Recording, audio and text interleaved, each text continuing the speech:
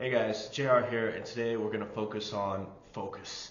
Um, Sounds a little funny to say, but it's an important thing, I think, to bring our focus on for a little while, just to make some quick decisions and hopefully acquire some distinctions that'll allow us to move forward and to focus on things that serve us more than detract from the quality of our life. One of the big things that I've been actively seeking to avoid is media, um, specifically news media, specifically traditional news sources. They have turned into, in my view, um, anger devices, right? Because they're just wanting to get us to click on things, click on articles, consume their articles so that they can get their ad dollars, right? But in the process, they have stopped um, really focusing on necessarily the quality of the story, but the quality of the headline has become more important to them, and then keeping us engaged on the page, which is been mostly just getting us more angrier and angrier, and I think been dividing us as a people overall.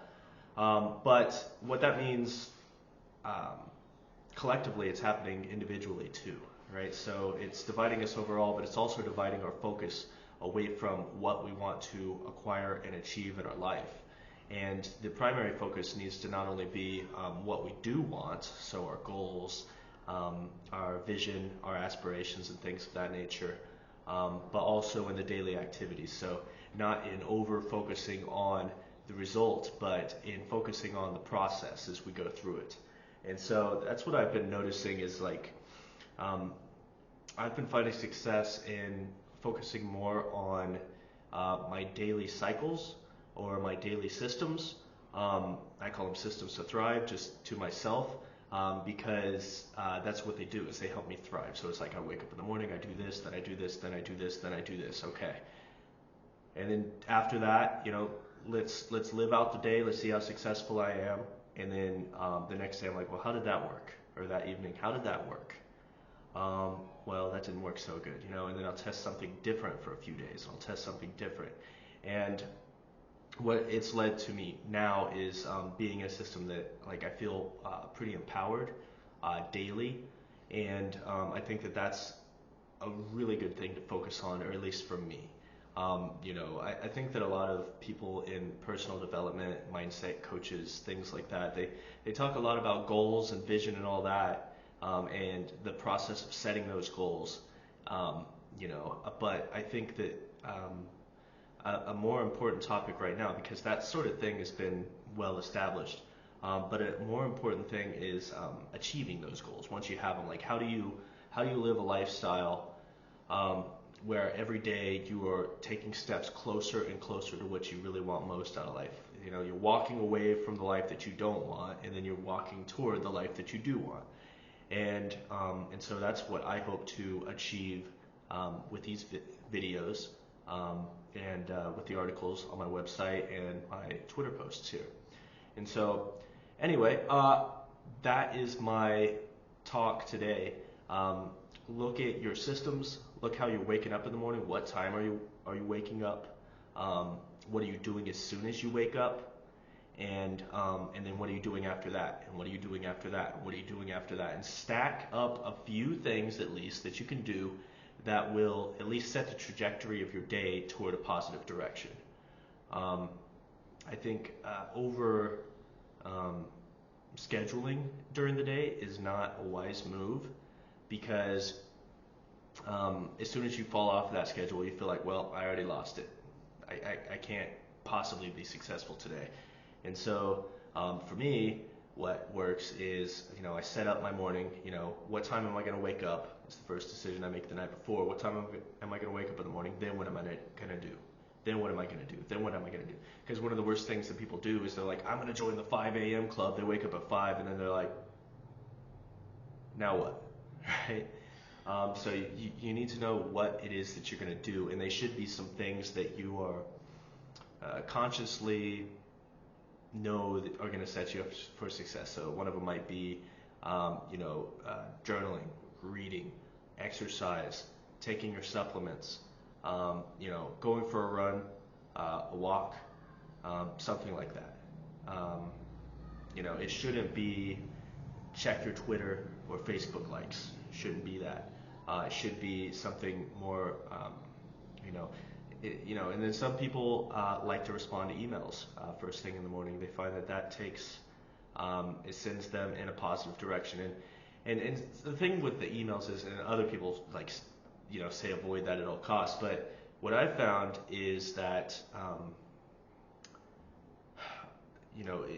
it's kind of the reality kind of is tricky on this one, because I find that I go through phases where it is beneficial for me to be reactionary more toward my emails, and then other times is more beneficial for me to be more proactive toward kind of edifying my mindset to do something. So say I have a whole bunch of customers in my pipeline, right? And I want to push them through the pipeline and, and then get the work executed for them, collect my money. I think that this is a great time to actually just check out the emails. Like, I get my exercise done, I get myself all hooked up for the morning, supplement stuff, and then I'll check my emails and I'll reply to my emails and I'll just jump into my work like that. Now, other times where my pipeline is not full and I need to be proactive and go out and gather leads, I find the morning time is a good time to avoid emails in the morning. And so I'll just do my regular journaling and all that other stuff. And then I'll go out and do some direct outreach to new customers. So what they call it, cold calling or cold emailing. For me, I do cold messaging. But I'll do that before I check my emails. So then I check my emails, right? So find out what works for you. But I think a lot of these hardline people, that take this advice, oftentimes they either don't know what they're talking about, or they know what's working for them in that moment that they make that video, but they just don't have the experience to know that life comes in phases.